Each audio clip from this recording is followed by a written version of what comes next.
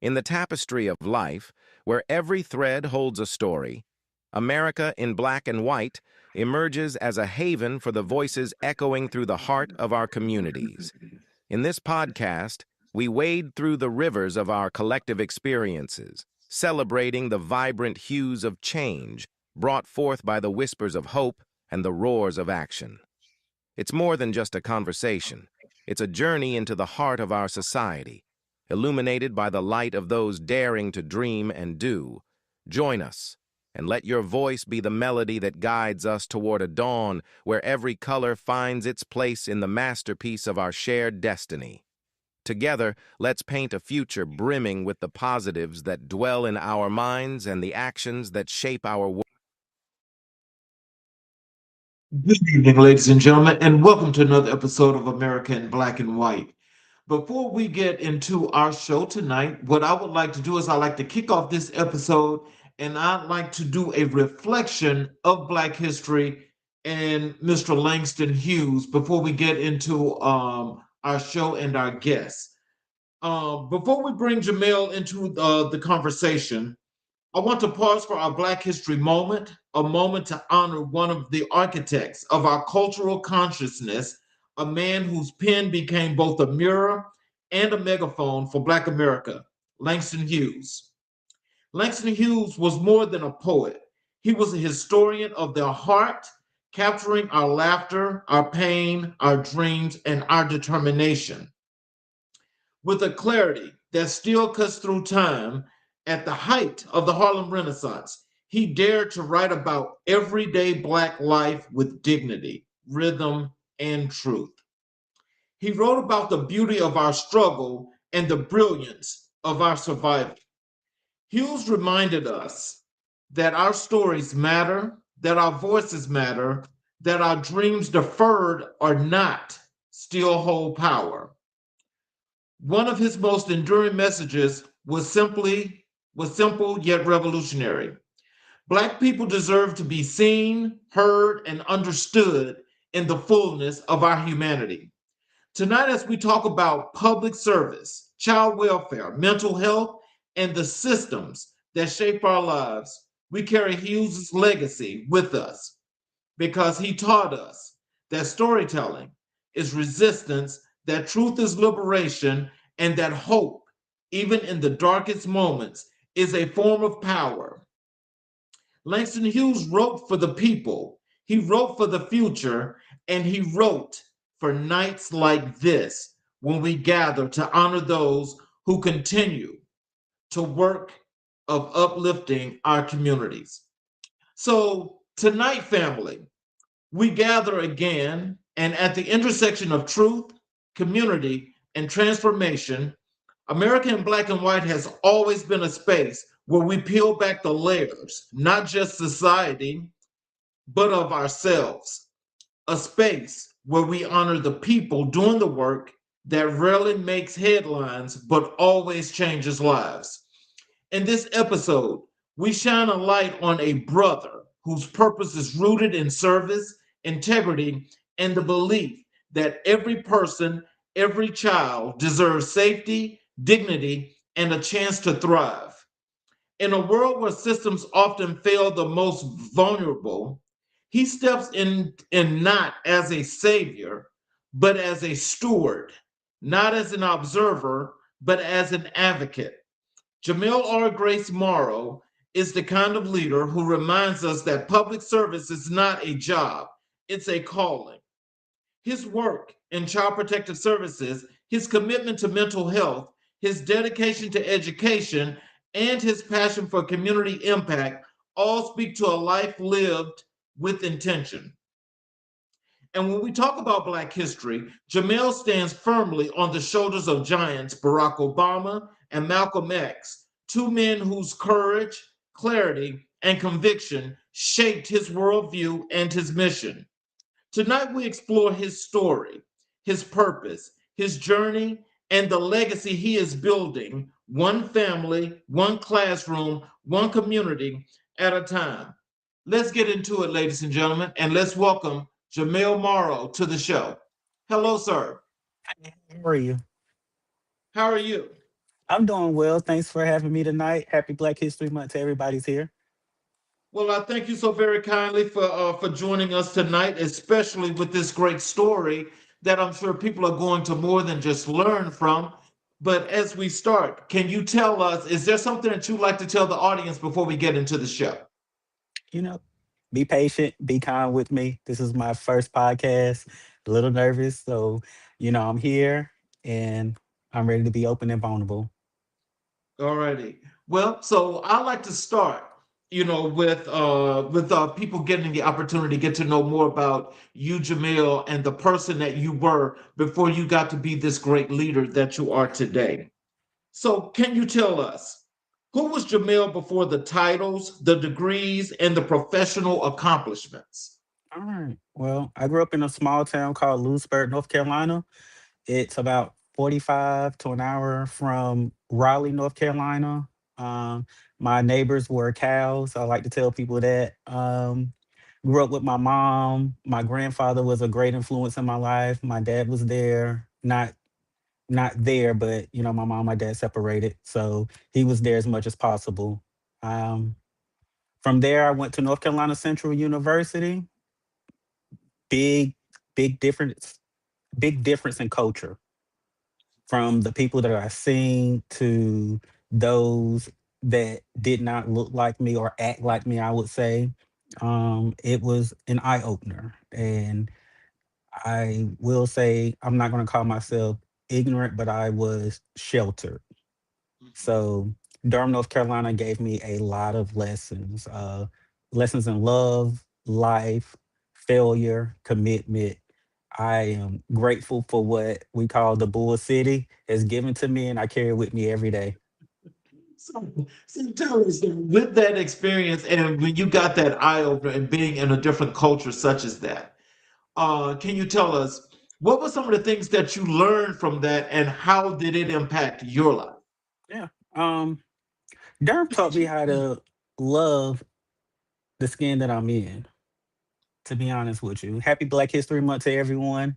But yeah, Durham gave me an identity that without Durham, I can say who knows where I'll be, who I would be at this point. I I give Durham a big kudos. I went to a HBCU for my undergrad and grad school, North Carolina Central University. Big place in my heart. I'm gonna take it back a little bit. I started at Chowan University, which was a PWI, predominantly white institute in Murfreesboro, North Carolina. Clothing, respect for yourself. I mean, you went to class. I'm in class with white people, and of course, at that point, I'm you don't have to. You just show up as yourself. There's nothing. It didn't. I would say, as a young black male, a young black gay male, it didn't prepare me for the world, and I didn't respect the institute, unfortunately, just because it was class and it was back to your dorm. Whenever I went to North Carolina Central, there was a sense of community. I connected with people. I learned more about my culture. Um, the people that look like me and come from similar backgrounds and backgrounds that I couldn't fathom. Mhm. So, yeah, I don't know if I answered your question. I start blabbling, so you can redirect me at any point because I'm a talker. I will say That's that. that's fine. Um, so, what early experiences shaped your sense of responsibility and service? So a lot of things will tie back to my educational background. At Central, our background, the motto for the school was truth and service. I started off, in order to graduate with my undergrad, we had to do community service hours. It was a must. It was mandated. You couldn't graduate without it. Whenever I went back many, many, many, many years later to get my master's, I ended up, it was kind of a full circle moment. I ended up working with the Office of Community Engagement and ushering the new classes in and helping them get that same sense of community. I worked with American Red Cross. We did the sound the alarm. We did blood drives. I orchestrated the MLK for 2018 Day of Service. It it really opened my eyes to how disproportionate and how young black men and women aren't seeing what education looks like outside of primary education, what things the world has to offer to them without, you know, looking at it on TV. TV is a great thing. It does give us, you can see things, but actually having something that you can reach out and touch, reach out and talk to. Like my number has always been open to anyone I connected with. I'm a listening ear. As a lifelong learner, which I proclaim to be, I can learn from you like you can learn from me. I can learn from the things that you've been through and I can take it in, and it helps me grow as a person to help the next person.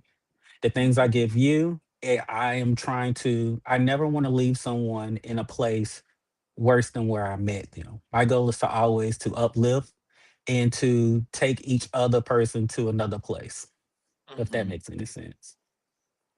So, how did your upbringing influence your understanding of community? Okay. Well, so like I said, I grew up in a rural town in Lewisburg. It's actually called Centerville. I think they lost this township. The land that I grew up on was my grandfather's. It was his grandfather's, and they were sharecroppers. They brought the land. There was a school on the land. He felt like at that point in time, anything can be brought and sold, even people at one point. I mean, it's Black history, but we have to remember where we came from. So his biggest accomplishment was to purchase the land that his fathers worked on. And he did it. And he took that land and he divided off with his kids. That land became generational wealth for those, for me, myself, and my family. And for the ones that didn't get it, it instilled in our head like this is something obtainable.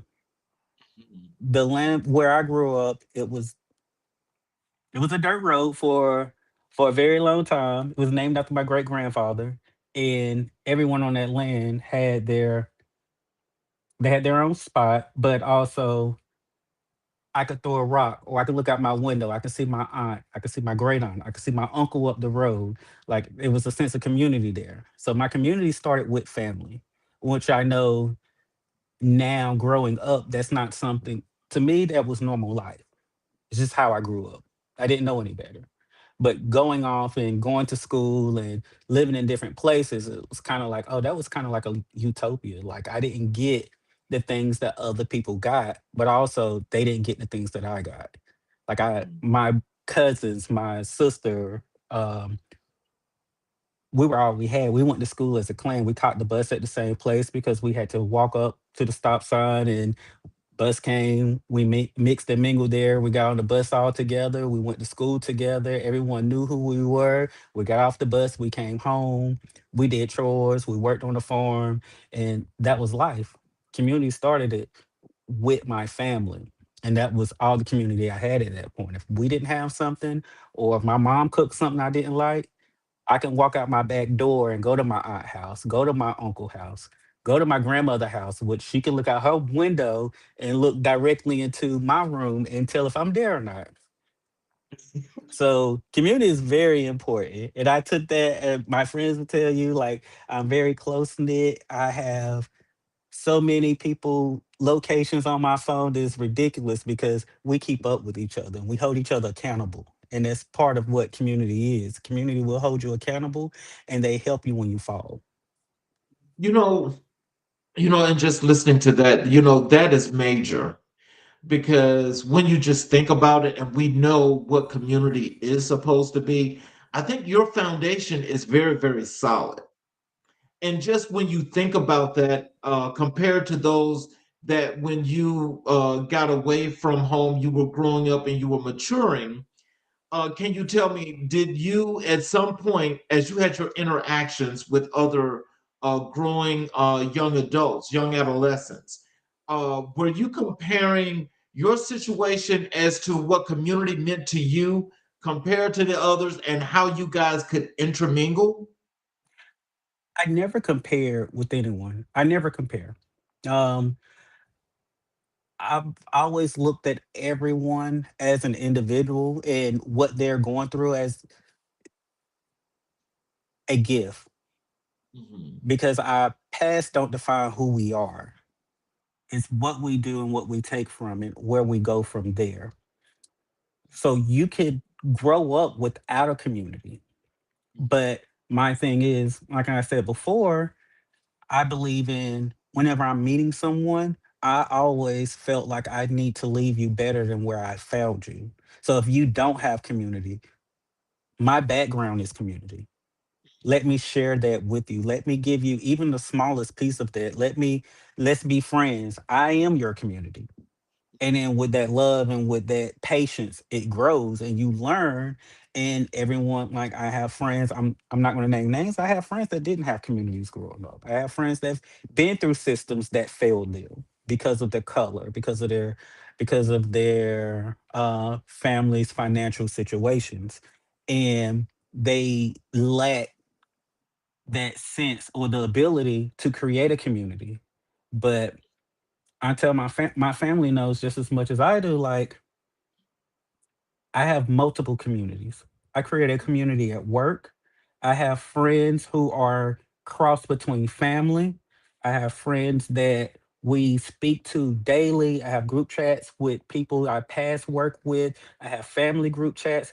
My thing has always been community because as a group, you it's like a single cell. Yes. A single cell is going to die on its own. Hmm. It doesn't make much. And when you come together, you're now a working machine. Like it goes off into different platforms. A penny is just a penny. You get 100 of them, you get $1. You get $100, you got $1,000. The more you get together, the powerful you are. And I think it just goes off into it. One star is just a star. Group of stars, you got a galaxy. It's just Yeah. how I look at life. Okay.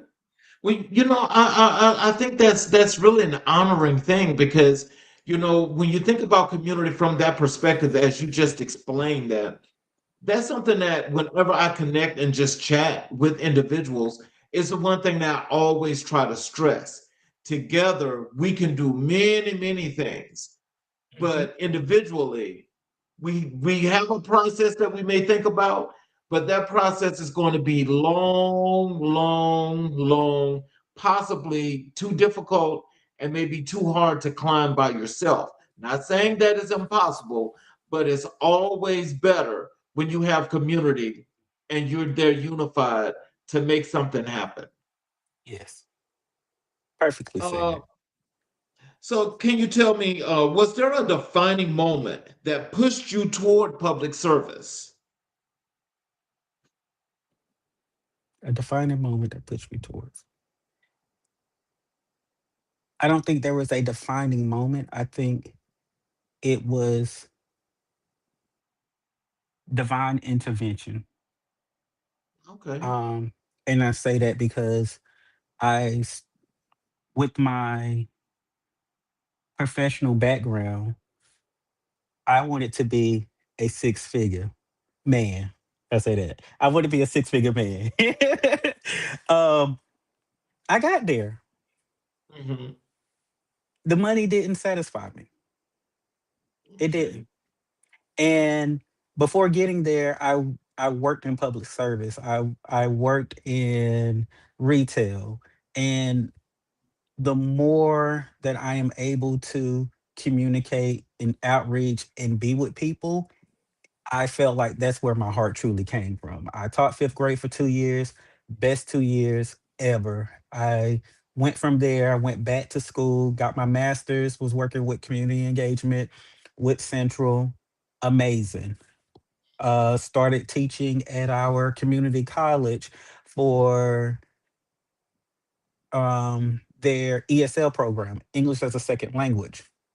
Amazing. I'm not an adjunct now, but I do part time where I fill in. It's love them, and to where I am now, a social worker investigative assessment.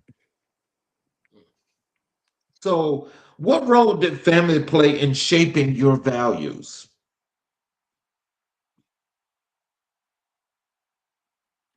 No, so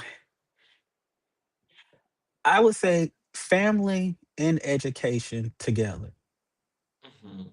Because I mean, I grew up in a rural black family. You know, what happens at home stays at home. We deal with home at home.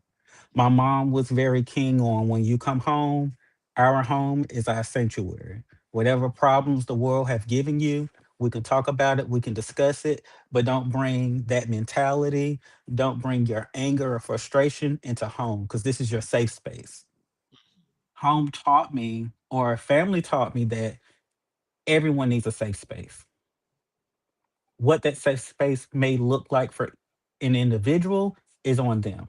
Whether it's going to your best friend's house and having a glass of wine and discussing how Jake and Susan peed you off at work today, or going to your step parents' house and let them know how your significant other peed you off. You need a place that you feel safe and comfortable to express how you feel. Mm, I want to be that for anyone in what capacity that they need it for. Right. And with education, it has opened doors for me to move through different spaces so I can connect with different people. Mhm. I mean, again, I think, as we're getting to learn a whole lot more about you, it's really extraordinary to know, that your values have not just taught you to be the great person that you are, but you love the idea of reaching back. It's the reaching back part that's so important because there's so many people in our communities or our communities in general that are lacking resources and things to help make them better. Can you tell me how does that motivate you, to be that much better at what you do?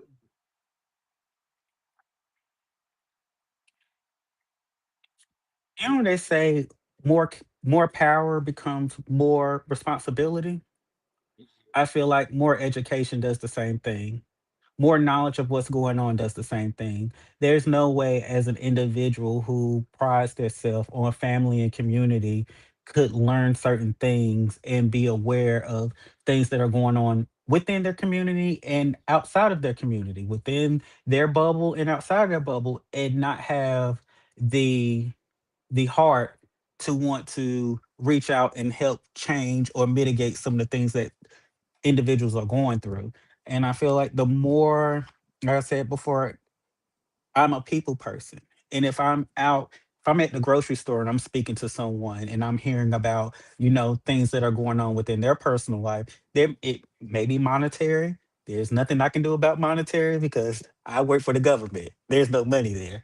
But I have knowledge of resources. I have different avenues that you could reach out to. Reach out to your social service agency. See what programs they have. See what resources they have with the churches and the other things in the community that will help you. And there's multiple ways of getting a job done.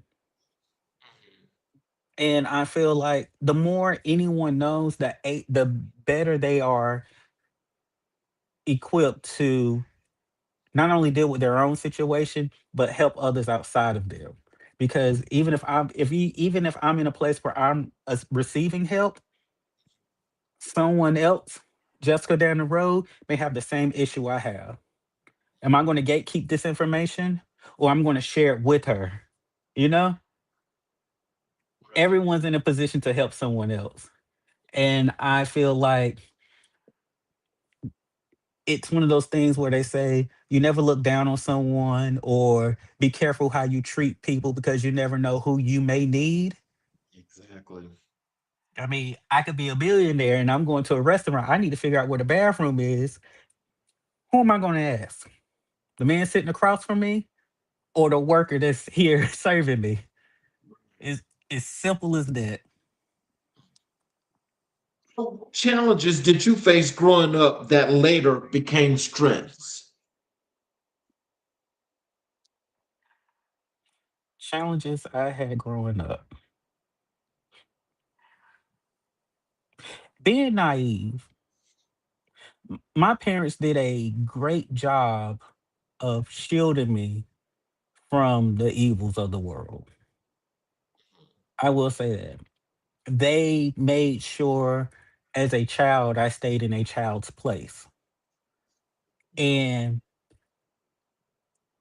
I can say that once I became of age, I don't think anyone is an adult until they're 32 and above, but that's a personal preference. But 18 and above from there, like any of the things the dangers that I've encountered, the things that I've went through, it was on my own accord Right. because I was sheltered, but you get the world looks at you as an adult at 18. Your parent starts to loosen up the reins on you. When I say loosen up, some parents cut it loose. Some kids are fortunate to, well, depending on how you look at it, some kids, that's not their story. I can only talk for myself, but like you're loose in the world. That was kind of a disservice. I learned things the hard way. I've taken it.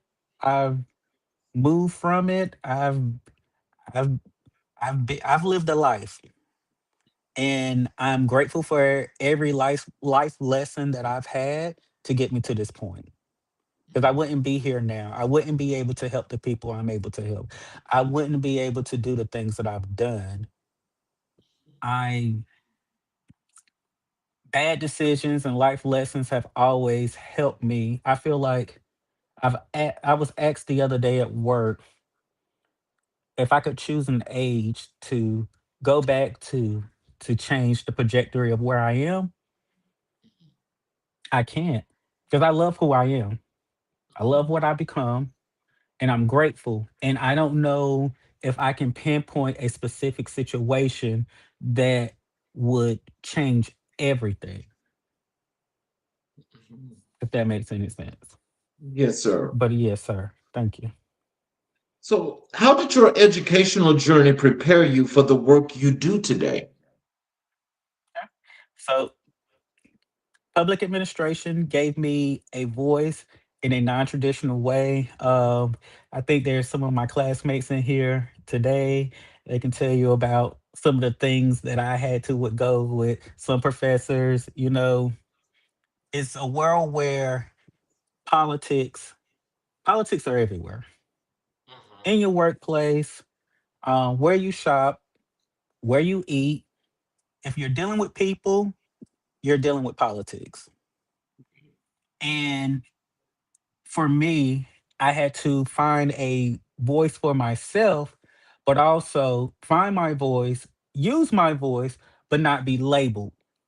Mhm. And where that label becomes, the angry black man, the uneducated black man, the black man who doesn't take accountability. Mhm.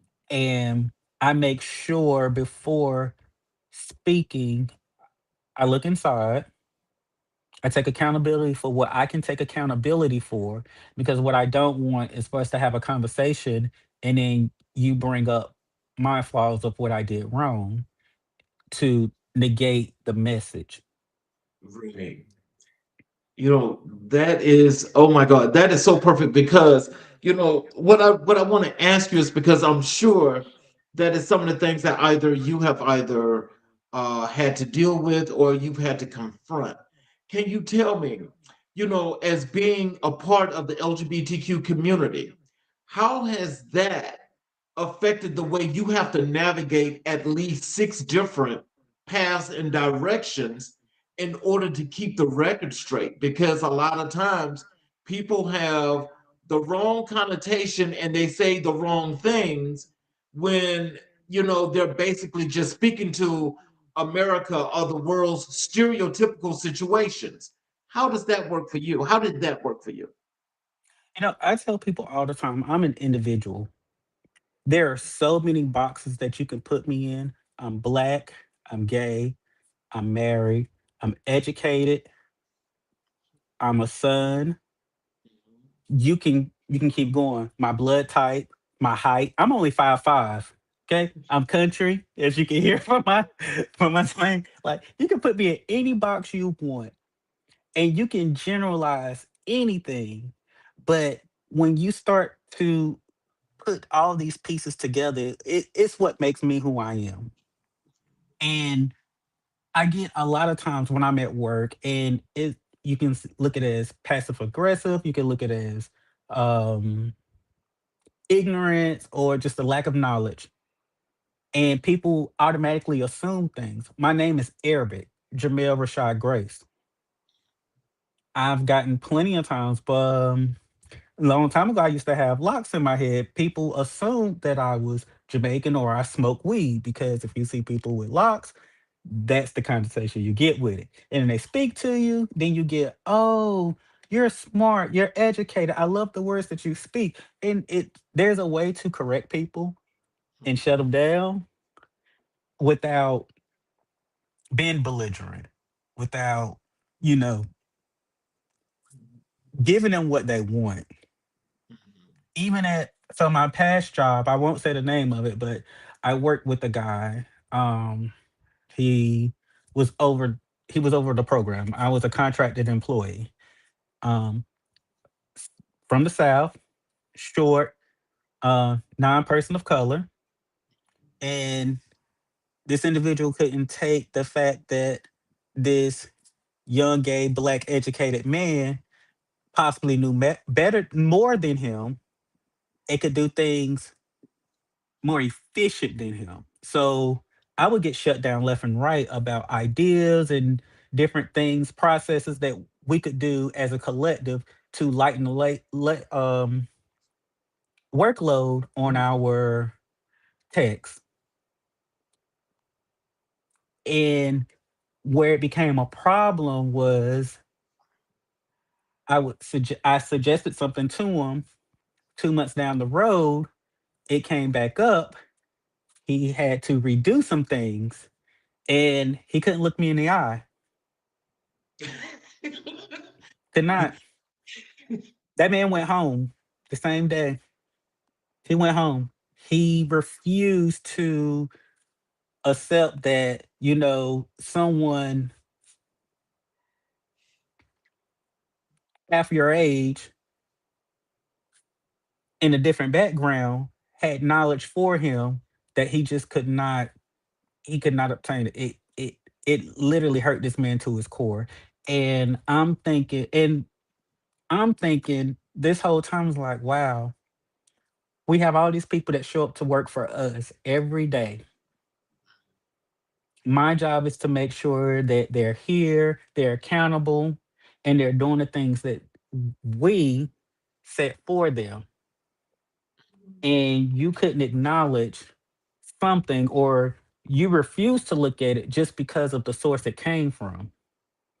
It That's wasn't it. on me. Yeah, it wasn't on me. It was on Mhm. him.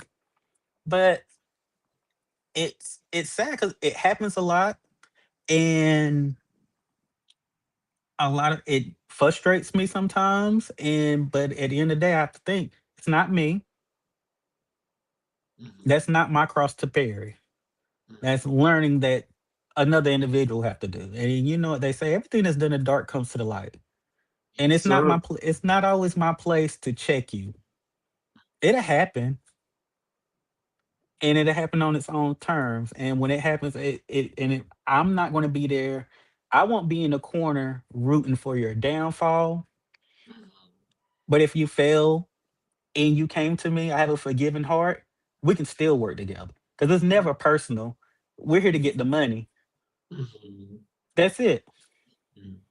You But know, I've got to say that at this point of this interview, what really sticks out to me and what makes me so proud to hear you say is that not only do you represent yourself well, you represent all of the communities in which you are involved in very, very well. And so I know that, and I can say factually, what you're saying, and speaking that truth to power, is that there are an enormous amount of people that don't look like us that we work with that have this. that have this thing to where they don't know you from Adam's house cat, but they have this way of trying to be, well, they want to assert that passive aggressive behavior, that little hatred that they have within themselves, because they know they don't compare. But when they know they don't compare, but you stand tall and proud in who you are, that's the thing that intimidates folks so much. So, with that being said, I mean, how often, does this happen with places that you've worked at, or just in general when you meet people? How often does that happen? Believe it or not, it happens more often than you would think it did. When I first started teaching fifth grade, there was a teachers are very close knit. Mhm. They have a thing. I taught at a D1 school, and I'm not sure if two of my fellow teachers are up here, well, my teacher and my principal, when I sent it to them, but uh, there was a poll going around that how long I would last. Yeah, it was a poll because we're at a D1 school. Like I told you, I grew up in a shelter background. So a lot of these kids that are in the school have dealing with things that I couldn't fathom at the age of whatever age I was when I was teaching. But it was a thing where no, he's too nice. He came in here smiling. He don't know the class he's about to get. And I've always been constantly underestimated, and it just gives me drive to continue to push forward, to not prove to them but prove to myself that no matter the situation I'm in, like a chameleon, I'm either going to do the things I need to do to be there, or I am going to outperform. I'm going to outshine. I'm going to do the things to put me in a place where not only did I do it, I succeeded, and I'm capable of so much more. Right, That's right. always been my goal. Like everything goes back to lifelong learning. I've every position I've been put in, I put my faith in God that I'm here for a reason, and I'm doing the things that I'm doing because it's preparing me for my next step. And if I can't get past this step, then how am I ready for something else? So, what does resilience mean to you personally? Just don't stop, can't stop. You I'm here, I'm breathing. God willing, I'm walking. I'm able to work. I have a voice. I may be put in uncomfortable positions, especially now with my job. Now, when I knock on your door, I don't know what's on the other side. I don't know how you're going to react because we know when you're stepping into someone's, again, their comfort zone, their their safe space. And with my position, I'm seen as a threat. I'm here to shake stuff up. So something went wrong. That's the reason why I'm here. We have to have uncomfortable conversations. How is this going to end? My goal, as always, to leave you better than where I found you. But if I quit, or if I quit on myself, then how can I help someone else? Right. Therapy, counseling, your safe circle. I preach that to everyone. I think that it's an amazing thing to have. I cherish those that are in my life that I am able to vent to because it holds me accountable and it keeps me going when I know that not only are friends there, but I have family. I don't have any kids myself, but I have tons of nieces and nephews. I came from a big family and they look up to me. They have questions about things I don't know. The first I will never tell them I don't know. I Let's find out together. Give me a call back. Let me do my research. Let me reach out to someone within my circle, or let me create a new circle to get some answers for you. Okay. Because it's more than like I said. It's there's power in numbers, Mhm. and I'm not here. I can't say resilience all on myself. because there's been times where I wanted to give up. There's been life altering things that has happened to me growing that anyone else without the support system wouldn't be in the position that I'm in now.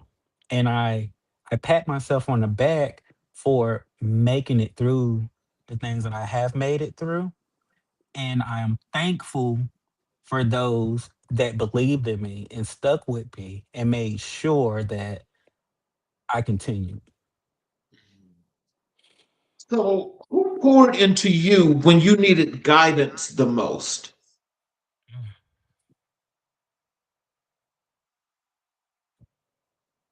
Who poured into me when I needed guidance the most? You trying to start a fight? You, oh,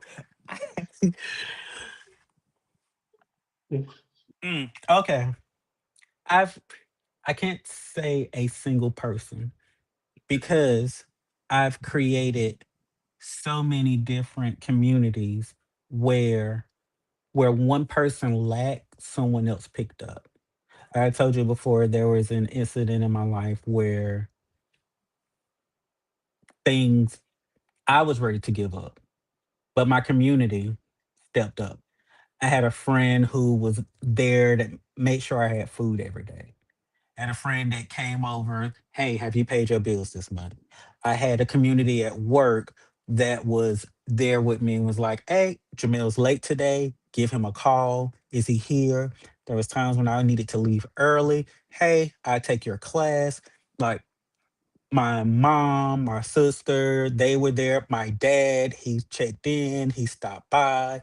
My mom and my sister came up there when they came. They brought family, they cooked, they cleaned. It's like I said, I was down bad. And I respect and I love everyone in my community because like I said, who knows? It could have been a breaking point. But with those people saying like I see you're going through things and no one's perfect. I'm the backbone typically. I'm the one with friends. Like I will be emotional with you, but I'm also logical. And it's easier for me to think that way now. But when you're going through things and you're in that place, it's hard to dig yourself out. And sometimes it's impossible for you to dig yourself out. So having people in your corner, and it's not fair to put it on one person because while you're going through something, who's to say that one person isn't going through something as well? And if they can't show up for themselves, then they can't show up for you. You can't pour from an empty cup So, what does legacy mean in your life? in my life. My hope is to touch as many people past what I could think of, past the communities that I'm involved in, past my family. I want to be there and be an inspiration to people I haven't met. And that goes beyond recognition for myself. I want to be a beacon of light. And that's what I want. That's the legacy I want to leave. When you say my name, a smile come across your face. It it's simple. I don't the glitz, the glam, I like my shiny things. That's personal to me. I don't want to be remembered for anything like that. I just want to be remembered for the feeling I gave you when we came across each other. Transition over to your professional journey. Okay. You've worked across multiple sectors. What thread connects all of your roles? People. Everything I've done, every job that I've worked, people. And not a specific group of people. I've worked, like I said, I've worked with children to adults to immigrants to the old and elderly to now families needing resources and disproportionate. I've worked in probation parole for a short amount of time. It's people. That has been the link. And I learned that that is my strength. So, your what drew you specifically to Child Protective Services? Again, I would say divine intervention. My degree was in public administration. My goal was to work with local government and move up to um, city manager, which is still possible one day. But after my last position with the pharmaceutical company, I was let go uh, because of my mouth and people unwilling to listen, which is fine. I'm an open book, so I was home for a bit and I started applying to places. And the first thing my husband said to me was, you have this time, use it well. Figure out what your next step is going to be. Home is okay, but I want you to make sure you're not rushing into a job because you feel like you need to work. I want you to be in a place where you feel valued and you can grow. I mean, I'm older. I'm pushing 40 now. So those words stuck with me.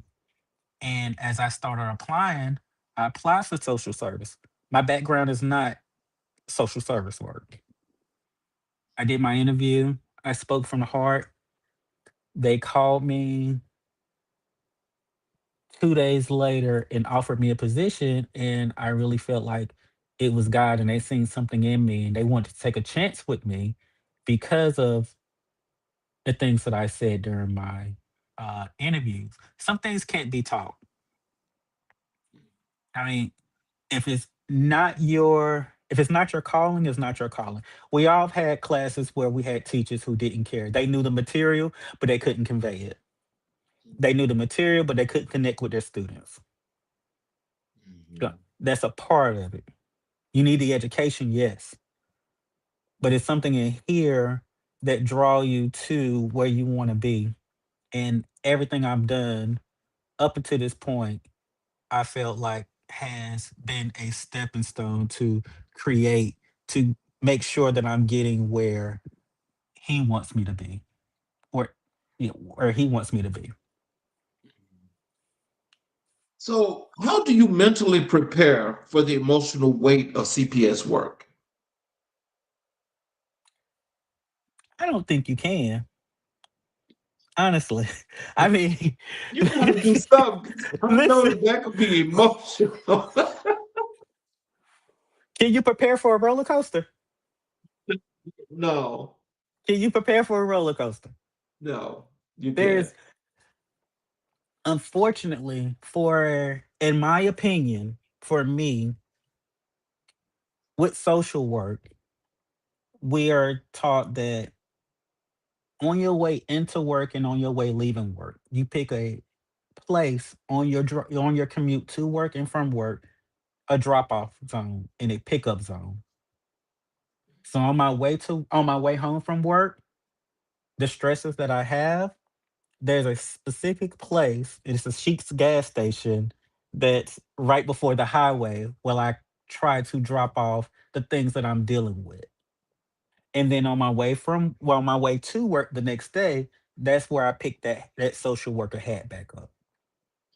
Because you deal with so much and you deal with so much nasty and negativity and things that children and families are going through. And as a human being, those are things that you cannot take home. You cannot. So, like, I will, even if I'm venting, not giving out any PHI, um, But if I'm venting to my husband or a friend or another social worker, I am we're talking and then I try to wrap that conversation up before I get to that point. Because when I get home, I have three dogs, I have a husband, I have a whole house, I have my self-care that I have to deal with because what I don't want to do is bring that in home and then it affects home life and then I can't replenish my cup to go back to work to help others. Because if I'm now stuck with the third case and I got 15 cases and I got to see six cases today, how am I helping anyone? Mhm. So I can't prepare for what I'm going to see. I just, when I'm in the moment, I'm in the moment. Secondhand trauma is a thing. We are humans. Just like they couldn't prepare for it, I can't. I can only deal with it at that point, work through it. We have different things at work where, we have on-site counselors, there's telehealth, there's a whole bunch of resources to assist you with dealing with these things. But there's no way you can bring it home, and there's no way that you can prepare for any of that. You every day that we're clocking in, it's a shit show. Excuse my language. I definitely understand, which brings up our next question though. So, how do you and your husband, how does your husband help you to decompress from those days? Because I'm sure that that's got to be a lot that's weighing on you, and I know you try to keep it from home, but how do you guys Mhm. decompress from those days? Yeah. So of course I'm human and I tend to I will bring something home and I will vent just like any other job. When I was working in my other job where the work environment got so toxic, like I was talking about work every day. My husband got tired of hearing certain people names. Like it was just like, what did such and such do today? Or where we at today? So we've come up with different ways to like deal with these things. We have our three dogs. Like we'll take my biggest dog, who's the oldest. His name is Tyson. He's a Rockwell. We'll take him to the tractor supply store and give him a bath, or we'll go for a walk in the neighborhood, or he'll take me to our local wine bar and we'll sit there. And whenever I try to keep our tough conversations outside of home because it's kind of that same thing. Like if we're going to have a tough conversation, let's go somewhere. Let's deal with it. Let's hash it out because home is our safe space. Right. I really believe that home is where we come to build each other up and lock in and focus on home. Because although I don't have kids, my dogs don't give a flip about how my day was at work. When I walk through that door, they're excited. They're happy. They want to go to the bathroom. They want to round. They want you to pet them. They want to be brushed. There's a whole laundry list of the things that they need. And the same thing with people with kids. Like he understands, and it same thing. Like he has needs. Like I'm the cook of the house. All my friends and family know. Like I cook. He's picking up on it. He ain't the best, but he's learning. So we both have responsibilities within our home and in order to there's keep it moving, we have to figure out like, okay, today's your hard day. So what do you need from me? Because each day is a different day. What I need today may not be what I need tomorrow. If I say, hey, I don't want any social interaction. I don't want to talk about it. It's like that's fine. We live in a two-story house. There's a living room upstairs and one downstairs. Pick one. You got office, I got office. Either you're gonna go to your office and listen to some music, or I can go upstairs and watch TV alone. Like we respect each other and we have an open communication to where we are we're working together and I'm confident in our relationship to know like, okay, well, I need this time and he's not gonna feel a certain way because he does the same thing. He has stressors at work as well. And he'll get overstimulated, like Jamel. I understand, but I can't. We can't talk about it right now. And that's where that whole community thing comes from. I have friends who's like, well, I was like, I don't want to talk to you right now. They're like, well, have you talked to your friend? And I was like, well, they've been calling. I was like, why don't you talk to them? But there's no one key. It's multiple, especially dealing with me. You just never know. I can imagine. So what is the biggest misconception about CPS investigators? CPS in general is the big misconception is we taking people kids. I mean, I mean, when I tell someone I work for CPS, oh, you out there taking people kids. It's not funny, but it's true. My husband be picking. When my family found out that I was working for CPS, even my friends, oh, you out here taking people kids. I've been with the department now for a year, and I'm in investigations. But every case I've worked on gladly have been safe or safe with a plan. I have not foreseen any of the families that I've came in contact with have not had a removal. Not saying that it won't happen because again, that's just the luck of the draw of where I've been, but we are there for the safety and well-being of children. And the most important part is to lessen the trauma of us being there because CPS already holds trauma. If we're called, kids could live in a situation, but they're surviving. This is their normal, so they don't see anything wrong with it. But they know something when that white car pull up with the circle on it, and I jump out with a clipboard, right? Mhm. Okay. You have parents crying, so as you step and knock on the door, hey, this is a social worker Grace, and we're not there to take kids. We're there to ensure the safety and well-being of children.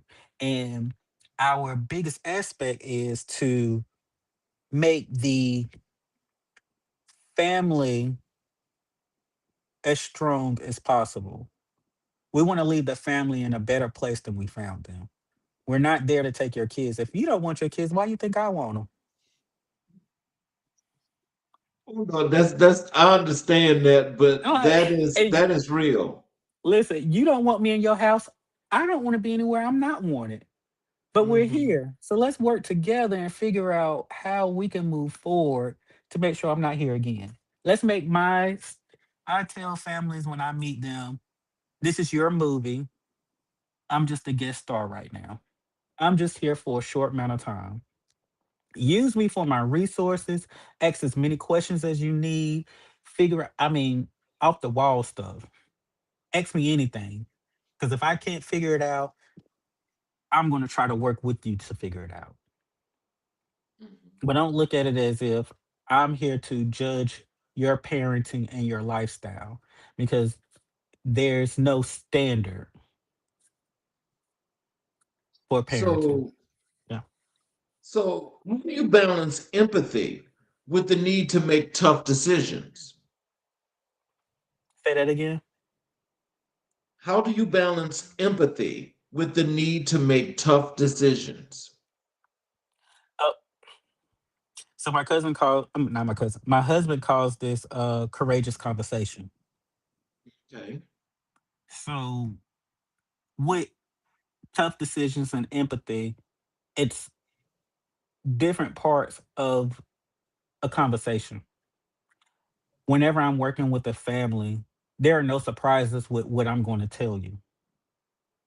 When we're meeting, we have goals, we have time frames, and there are consequences to those time frames. So if you can't meet these goals at these time frames, depending on what the goal is, then we have to now talk about these consequences. And I don't feel bad because it we all have responsibilities. Just like I said, it doesn't matter what I do when I go to work. When I come home, I still have certain responsibilities for me when I get home. Yeah. Home life doesn't stop. We working. Work and home are two different things. You go to work to support home. I can't mess up at work and come home and be happy because when I mess up at work, I'm going to get dinged for, or I'm gonna get fired, and then home life is going to be affected. If I'm at home and I'm not dealing with things at home, if I'm not helping my husband do certain things, we're going to have issues. I'm going to take those feelings and emotions to work. So it's just being open and honest. I don't have any issues with well at one point I did, but now nope. We can talk about it. We can be adults and we can talk about next steps going forward. Well, so can you tell us this? Because in just thinking about that whole concept, and I know that, there's like a whole sloth of things that just, that you have to use in your toolbox when it comes to making situations better and try to add ease people that get a little anxious. So what can as we've got a wonderful audience out here listening right now, Mhm. what are some things that you can tell them right now that would make them feel safe and secure? That not only when they see you, but about CPS in general, when you guys come out to do your job as an investigator, what are some of the things you could tell them to be comfortable? You know, okay, so let's start here. We're gonna make it a scenario. I'm not gonna give you a scenario. So when you talk to your doctor about your symptoms and your doctor asks questions, you do more harm by lying, right? When your doctor asks you, "Hey, do you smoke?" You say no, and you know you're smoking a pack a day. Is that helping you? Was that hindering you? So now we're at this point to where if I'm here to help. I have resources. Social workers come with a host of resources, things that you don't even know about, community resources, government resources. Whenever you needing housing or anything like that, because if you have an open case and a social worker stamps their name on it, 9 times out of 10, your name on that list will move up. So it's not to say, hey, let me go out and get me a CPS case so I can move up on this list, but it's saying, hey, you're here. I'm not going to lie to you about the things that my family needs. Let's be open and honest. Let's have a communication. Let's work together because you are the expert on your family. Be honest with me so I can help you. I am here to help. I'm not here alone. This is my job. Look at me as a server. I'm serving you what you need. There's no need to feel judged. There's no need to feel like I'm here to automatically take your kids away from you. That's not the intent. That's not the purpose. I'm here to make your family system stronger than what it is, or to give you resources to make to same thing to make your family stronger. Okay. Let's transition over to your CPS investigation and child welfare. What does the day in the life of a CPS investigator really look like? So clock in.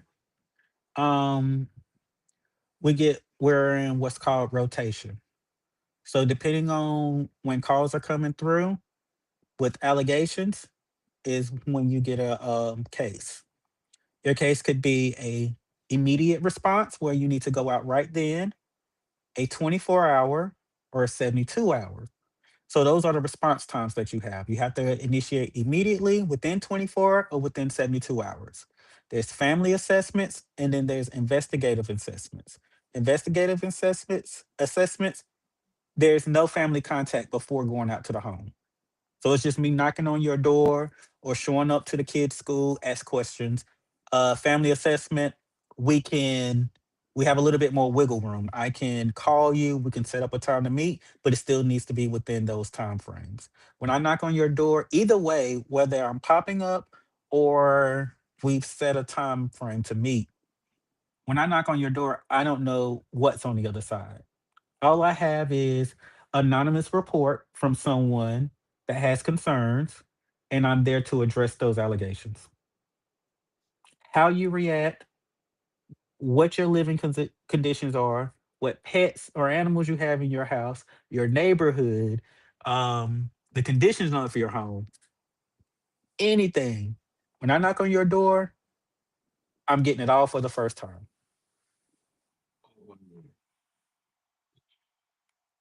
But so I do understand though, as you're saying, if like though in these situations though, if there are indeed resources that is needed, when you show up, it's the time to ask.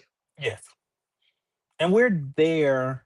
So a normal CPS case in the state of North Carolina, on average is 45 days. And then anything after 45 days, it goes to in-home services.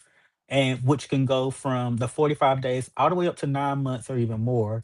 And then also you have the cases where kids are moved to foster care, and then your foster care social workers with the child until they age out or they're adopted.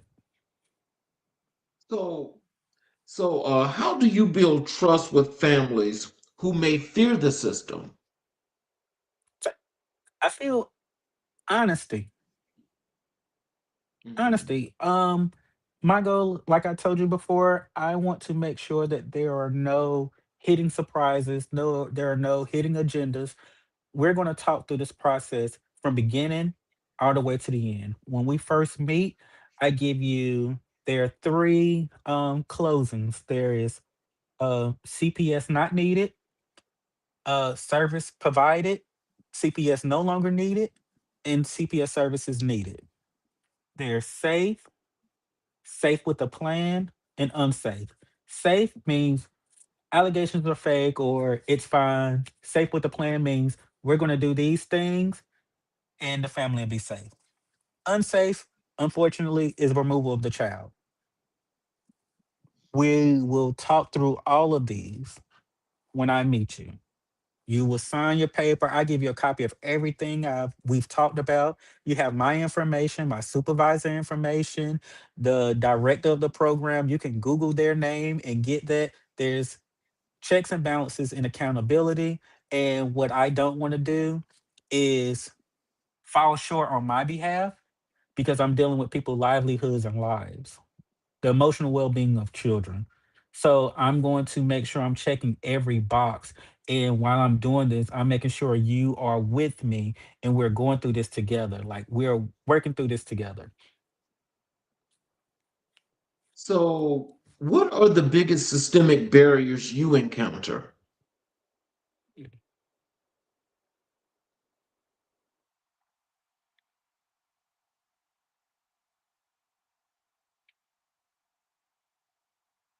Mm.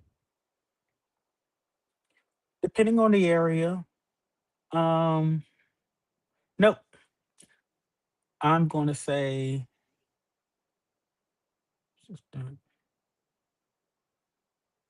mental health. Oh, okay. Mental health. It's been a reoccurring thing here lately, but it's and this could go into a whole nother conversation. I'm going to try to keep it above ground. But when you're dealing with families, and you say, let's say, there's a drug use allegation within the home, and you're doing your research and you're doing your background, you find out mom's schizophrenic, mom is not medicated or don't have insurance, she's self-medicating, street pharmacy. No one knew anything until mom lost her job and couldn't buy the things that she needed. So it snowballs. So instead of dealing with the issue that mom has issues, because just because she has mental issues doesn't mean that she's not a parent or she's not able to parent her children adequately. The issue comes in is that mom has mental issues and she needs resources for it. But now you're chasing your tail because not only do you have to find available resources for her, but you have to find resources that will work on a sliding scale or have free therapy or psychiatrists that will work with this um, population Okay. to assist mom. But then also while assisting mom, you still have to make sure the children are in a good place while mom is getting the help that she needs. But yeah, mental health is it, there's a mental health crisis. I feel like it's everywhere. It's a big thing. And the more we shed light on it, the the more everyone knows how big of a problem it is. And I really hope that within our government and, local and state and federal, that they really do pick up and start making this a priority. So, can you tell us how do you approach cases involving trauma or crisis?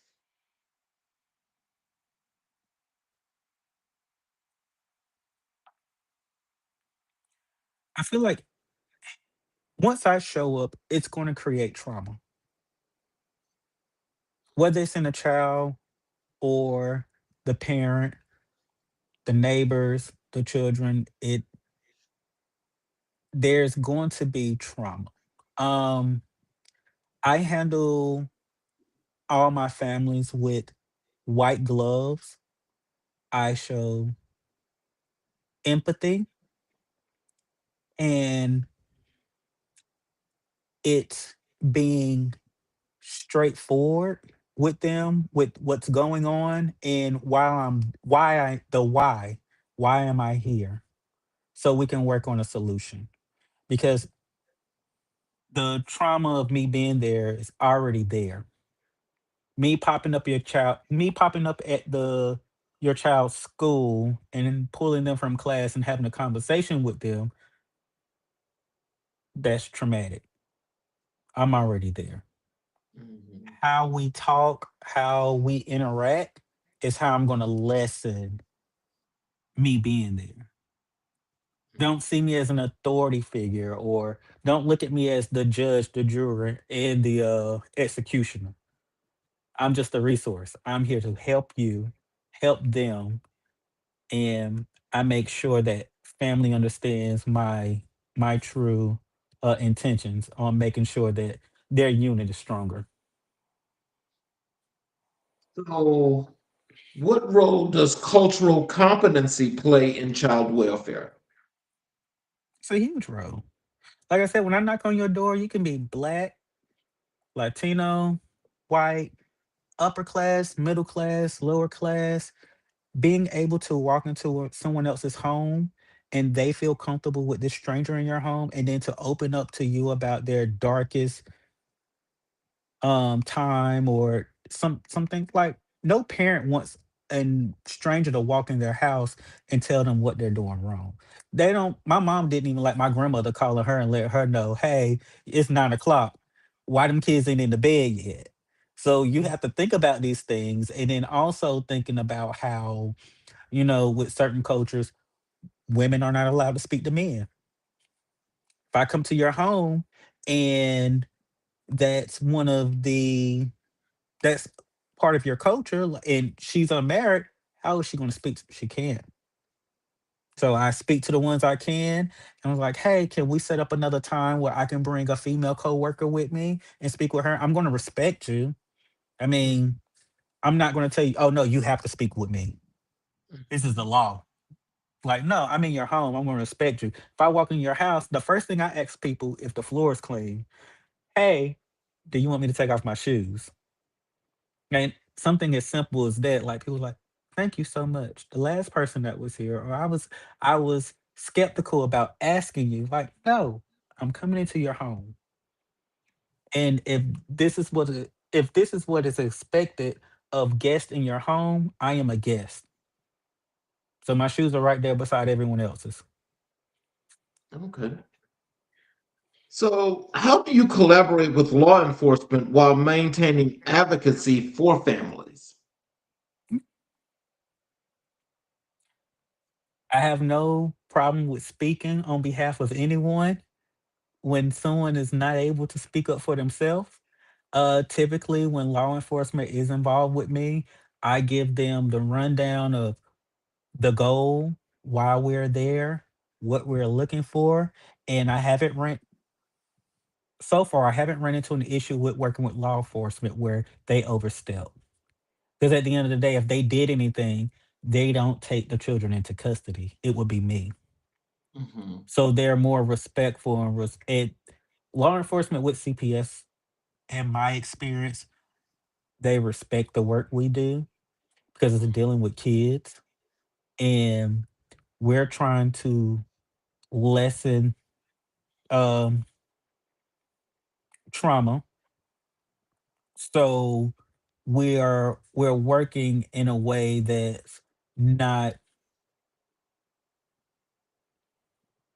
as forceful as law enforcement, but they're typically there as backup. They Mhm. don't take they're not in front. They're in the back. You're there when we need you. If we need you to knock on a door, if there I've been in a few places where I had to work with other supervisors to do removals, then they're typically the ones that knock on the door and give them the court mandate papers and everything, and we're still there and we're doing things respectful of the family because we want to make sure this respect we're respectful of the home and the children because no the dramatization of snatching the kids out the house and the parents screaming and falling all over the place, like it could happen. When it does happen that way, there's like I said, there's underlying things that's going on, mental and or drug use or anything. I don't want to speculate because every case is different, but 9 times out of 10, parents know why we're there, when we come. There's no surprise at all. And like I said, law enforcement is there for backup and our safety because again, I have to get home. And Well, yeah. so look, I forgot, and I just wanted to. We got a bunch of chats here, Oh, comments or maybe questions here in the chat. So as okay. I put these on the screen, if you like to, address these, you're more than welcome to. Okay. First of all, I want to apologize to everybody that's put the chats in here. I'm sorry, I was just so involved in the interview. But the first one here is from Naomi. It says, Happy Black History Month. Looking forward to hearing your story. We've got, this is only Jamar. Happy Black History Month. This is, I don't want to say that wrong because that's a lot of consonants, but Eagle Pride. Okay, that's my auto. And this is Blue Love too. Uh, And this is uh, uh I don't know how to say that. I may be saying that uh, this wrong too. it's Shanita. That's one of Okay. my we we were in our master's program together. Um, Great person, love her. Okay. And we've got this one here as well. Happy Black. It says Happy Black History Month. That's my stepmom. Okay. And we have this one from Lamarius. Happy Black History Month. All right. Um, we have Legacy. Let's see. We have Community is so important for us as Black people. This is Naomi again. Yes, definitely. She's a she's a clinical social worker, a Okay. counselor. And we've got I think this is Tammy Walker. I just shortened that. She says definitely have to share information and able to enable our community to better themselves while also allowing them to be the horses that drinks the water you led them to. Oh my You have God. any comments for that? I listen, that embodies what I do as a social worker. I can lead you to the source. I can do everything. I can coach you there, but at the end of the day, we all have our own responsibility of drinking that water or doing the things that we need to do to better ourselves. Because I'm there to assist you to getting to a place for you and your family. So I don't know. That was thought provoking. I like that. Thank you, Okay, and Tamila. then and this is Tamila again. She says, "You're definitely an inspiration through your growth, both life-wise and education." Thank We have Naomi again. She says, "Here to get the money and get the job you. done." And she says, "That's right. Can't quit on yourself and got to take care of the mental and emotional health." Yeah. Uh, we've got Tamila again. She's looking at you with the LOL. I wonder what I said to make her do that. Here is Naomi, LOL, definitely trying to start a fight with that one. That was the pouring into you question. Yeah, okay. Um, Tamila says, "You're definitely one of my backbones, inspirations, my ear with a mouth. Love you, stink." Oh God. Is that a nickname for you? I guess so. I ain't heard it before. Um, Here is, like you said, divine intervention. That's from Naomi. Mhm. And okay, it's definitely hard work and lots of twists and turns. Yeah. No day is the same. Yes, got to leave it all at the door. And secondhand trauma and compassion fatigue. I feel that deeply. Self care is very important with working in any mental health field as a professional. Um, we live by it, and it's a reminder every day just because of the work that we do and the things that we see. It as a human being, you can't not feel certain things for individuals. It becomes a norm. It has become a norm to watch adults cry for me, and that's something that I can't get over, and you never get used to it. But dealing with it, and like I said, my biggest thing is showing compassion and empathy, and also being upfront and honest about the things that we're going through. Okay, and she goes, LOL, jump out with that clipboard. And we have this one from Tanette. It says, "What are the main factors you consider when deciding if a family is ready for reunification? How does CPS support families in addressing the issues that led to removal?" Okay. So with CPS, it's not a one person do all. There are three different stages. So there's assessments, which is what I do, and assessments and investigations. Then it goes to in-home services. So in-home services will work with the family from 45 days to 6 to 9 months. And then from there, if there's a removal, you are giving a um adoption or not adoption. a foster care social worker. While the child is in foster care, they have monthly court ordered appearances. During this time, social workers still work with the family with things that they need to do. They advocate for family visits where it could be once a week or twice a week or once a month, supervised or unsupervised. But there's a list of things that they're doing, the parents are doing, social workers are checking up with them, and then also still offering resources for both the child and the parents. Because at the end of the day, we want the family back together.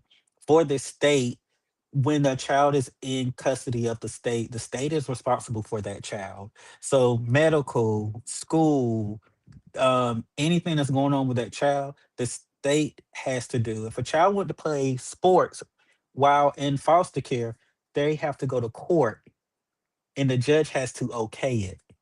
Mhm.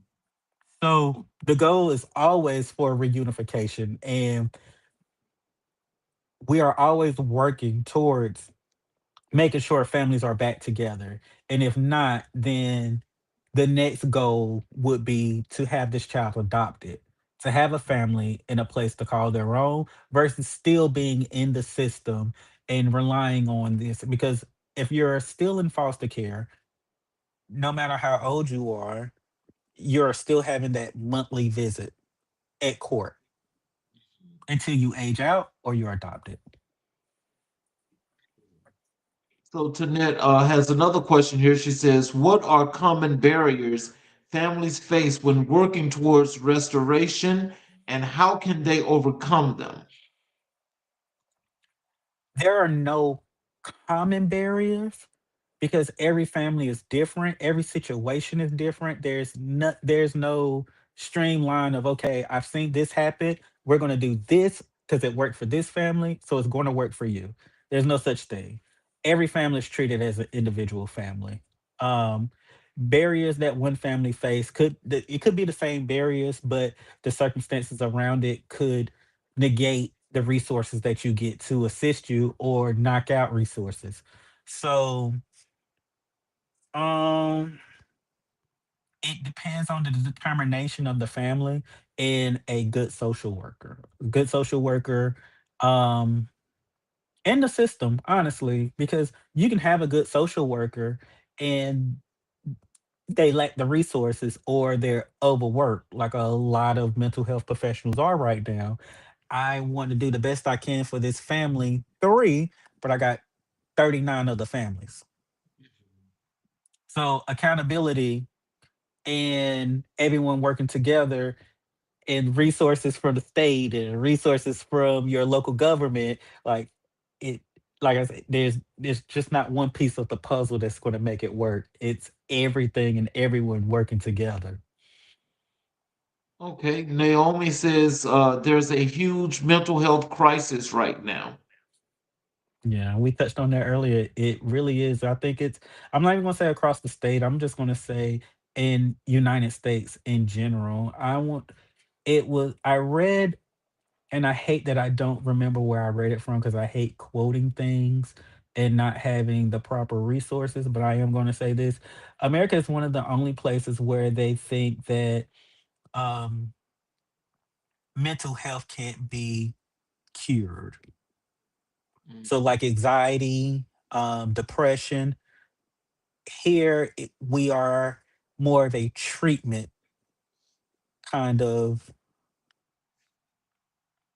we're more in a treatment, we're going to treat it, we're not going to cure it because that goes against capitalism, that's a different story. We're going to give you ways to manage it and deal with it, but yeah, I'm gonna leave that alone. Okay, we got Sade Lyles here. Community is so important. Having people who support, encourage, and uplift one another makes all the difference. We truly thrive better together. Yes, and she's my neighbor, and that's part of my community here. Literally, my literal community and a community that I open my doors to, and we are family. So thank you. And this is from Ruby. You are community. Your conversation was very empowering. So, Miss Messick is she works for the Office of Community Engagement at North Carolina Central University, and I was under her tutelage when I was there getting my master's degree. Great person. I will say that I am appreciative to all the things that she's taught me to get me to where I am now. Okay, and we're gonna go over here to Black History. When you and I had our chat and booking you for the show, when I asked you who were the most influential people in Black history in your life and career, you mentioned to me Barack Obama and Malcolm X. Can you tell us why are Barack Obama and Malcolm X the two most influential figures in your life? I will start. So I've been here recently because it's Black History Month. I've been listening to all of Malcolm X speeches, and a lot of people felt like he was problematic and he encouraged violence. I don't think he encouraged violence at all. I think he encouraged self-preservation, and I feel like he preached more on being more intentional on where you spend your money, who do you where you spend your money, and how you vote, which is very important, especially in the climate that we are in now. Um, Spending money within your own community to help your community to gain more resources and power. I resonate with that very well, just because we as people can be a little bit more hypocritical about community resources and stores we have, but we'll go on Amazon.com and order something from a place that we know nothing about how it was made. All we know is we're going to be at our door within 24 to 48 hours. Yes, this price is a little bit more. Um, it's right up the road. Um, Linda, Linda has outsourced it and she's got it in her store, but you're going to jump past her to save $2 to order it from someone else, and then we are all shocked and surprised when things like what is his name, uh Jeff Bezos? Tesla. Yeah, Tesla. Uh, oh, Elon Musk. Elon Musk. We're all surprised when he flipped the script, and now we gave him the money, we gave him the power to do what he did. And I can say, as a lot of people on this chat may or may not know, I had a Tesla. Loved the car. But in good conscience, I got rid of it just because of the things that he was doing and he was saying. It didn't represent me. And I felt like I'm giving you money, I'm giving you power to do the things that you're doing. And if I'm not pouring into my own community, then I'm not part of the problem. I'm not part of the solution. If I'm not part of the solution, then I'm part of the problem. If I'm not speaking up and I'm being complacent, I'm part of the problem. Naomi has put something else here in the chat for you. She said, because no one wants to talk about it being a systemic issue. So, yes, keeping people sick keeps money in their pockets. Yeah, she trying to start something. She is. I totally agree with the background in pharmaceutical and just looking at certain things and how quickly we've come up with a cure for, or not even a cure, but a vaccine for COVID, and then we have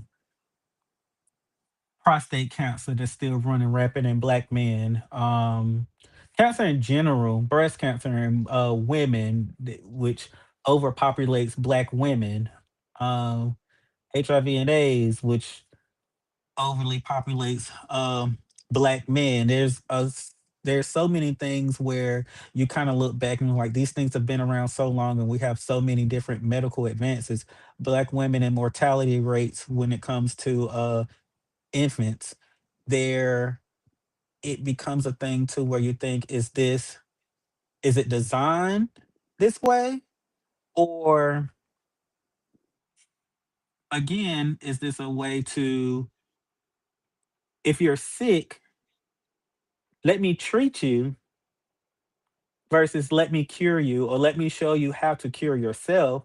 That there's no money in that, and we live in a capitalistic economy. So, I'm gonna leave that there. So, what aspects of Obama's leadership resonate most with you? What resonates with me with Obama is one, how he carries himself. I see a lot in how I operate and how I move. I mean, it's totally on a different scale. I'm not comparing myself to Obama at all. Let's clear that up. But the things that he had to deal with, and knowing that he's a black man, because he is a black man, and was in this place of power, and the scrutiny that he was giving during the term that he was in office, and being able to, I'm not going to say he turned the other cheek, but being able to overcome that or not give light to it made a huge impact on me, on how I maneuver at work, and how, and the things that I decide to give energy to when responding to people. Because someone always going to have, I mean, they talked about Jesus, they talk about Beyonce, they talk about everybody. They talk about Obama, they talk about our current president, good and bad. I don't think there's anyone in history who's only gotten good talk. And I'm gonna say that, and possibly Mother Teresa, but I'm pretty sure people don't call her out her name too. And who am I to think that I am that good of a person that no one will have anything negative to say about me? Pretty sure people are going to have some notes and things about this interview now about, well, you could have did this, or you should have said this, or you should have spoke up on that, which is fine. I'm always open for growth, for engaging conversations. Leave me better than what you found me. And I think that was his whole thing, and his legacy is that, for me, you do the best you can with what you have, and that way you have no regrets. So, what teachings or philosophies of Malcolm X guide your work? Mm. It goes back to that step with social work, that self preservation. And Malcolm X always said that knowledge is power. A lot of things that whenever I'm listening to his speeches, he's able to correlate power to, you know, how many people are in government, who elected them, where did they come from. He goes back to their background. You can't make an informed decision without being informed. I try to make sure before making decisions, whether it's regarding my next step in my professional life or helping a family, I want all the pieces I can gather before making the decision. And I had made a statement earlier, and I was like, I hate to quote something and not have the reference for it, just because I don't want to be solely speaking from here. Because men lie, facts and numbers don't. And I don't want to misinterpret anything, or someone say, well, this isn't true. I want to be able to say, yes, this is true because Mhm. this works because. So he's given me that in the back of my head when I'm doing things, there's a reason. And we're taught as social workers, don't be scratchers, be diggers. Like, we want to, not what's happened to you. No, not what's wrong with you, but what happened to you. Let's figure out the why. Why are we here? I know what you did. It's there, but let's go a little bit deeper. Let's figure out where we can kind of get to the root cause of everything. And we've got another quote comment here in the chat. Again, this is from Miss Naomi. Yes, let me show you how to cure yourself. Say that louder for the people in the back. You're gonna have to connect me with her. I love her. She is aggravating in real life.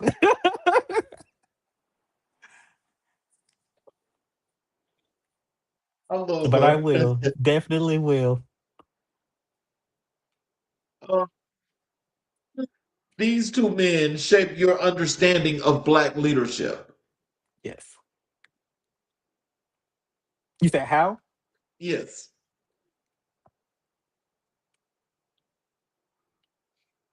You had asked me a question earlier about how I would maneuver with diverse cultures and responsibilities being was it culturally competent, and whenever I'm walking into someone's house, I feel like Malcolm X spoke to a specific group of people. Mhm. He was unapologetically himself, and he did not code switch. You got what you got. Mhm. I don't code switch. I am who I am. Mhm.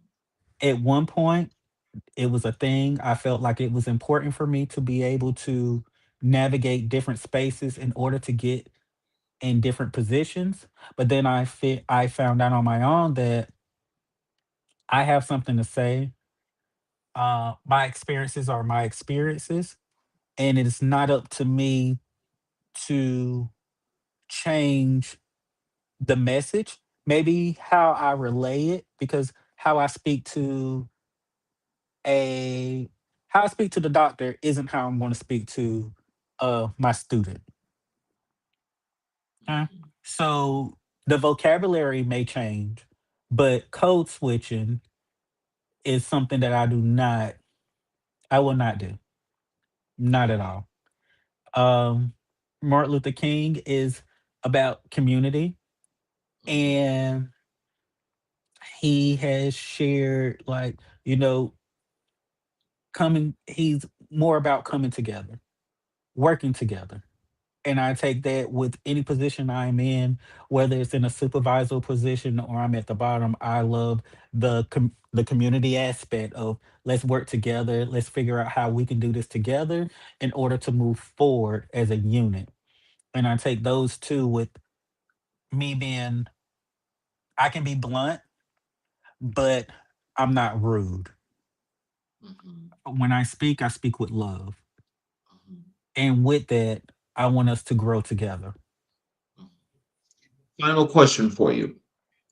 What does Black History Month mean to you as a public servant and educator?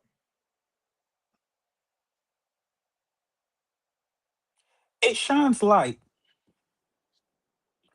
It shines light. We have so other than Black History Month in February, we have the Day of Love.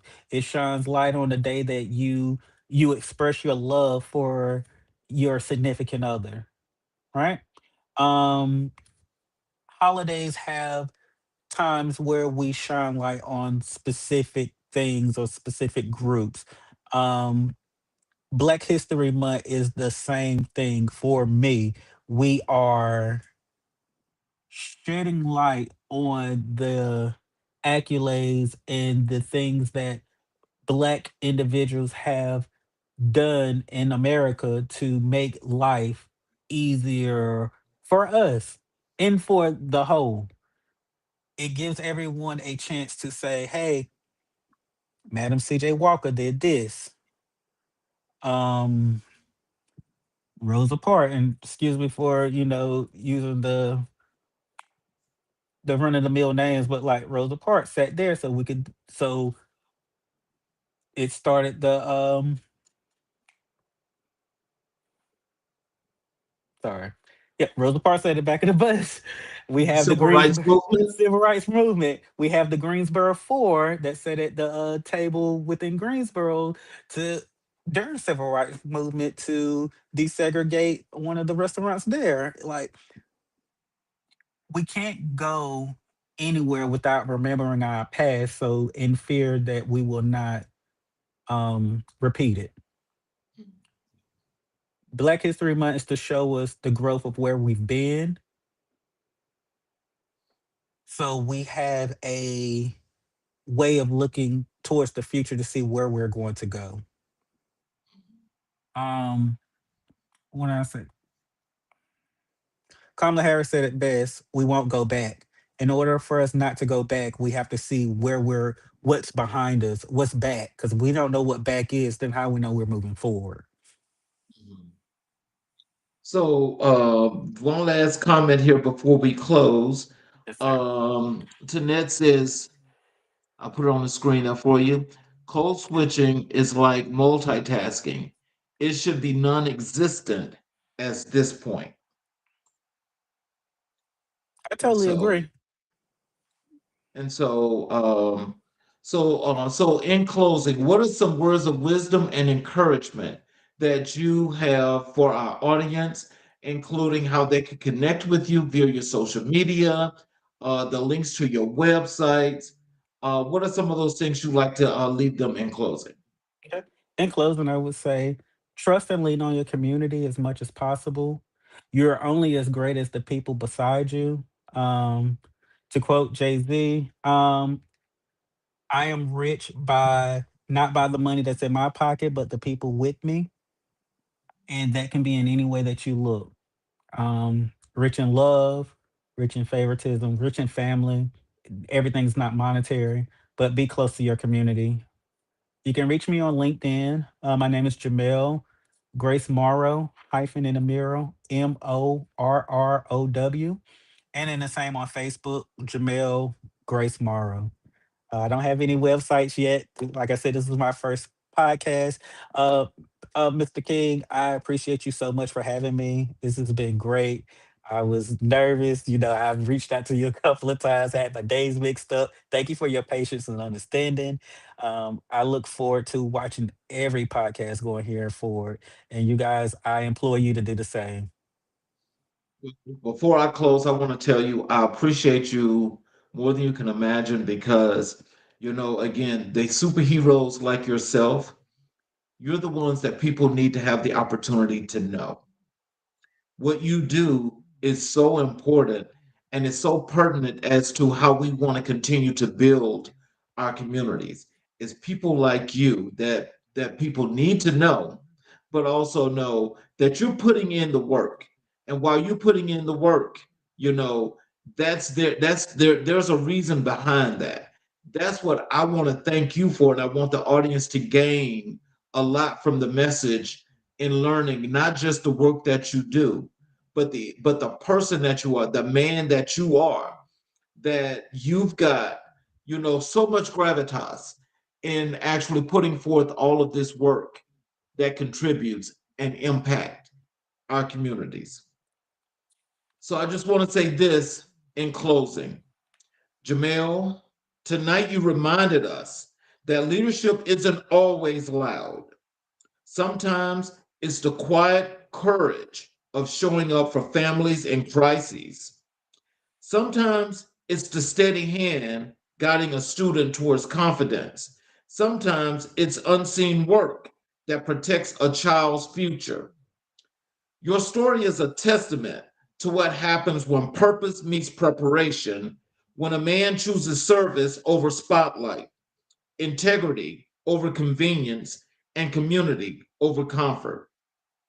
As we honor Black History Month, our journey stands as a living chapter in that history shaped by the wisdom of Malcolm X, inspired by the hope of Barack Obama, and carried forward through your own commitment to justice, compassion, and transformation. Thank you for the work you do. Thank you for the lives you touch. And thank you for reminding us that the future is built by those willing to serve. Until next time, family, stay informed, stay empowered, and stay connected. I'm your host, Charles King, and this has been another episode of America in Black and White. You guys have a great evening. I'm sorry for the last two chats and comments that have come through.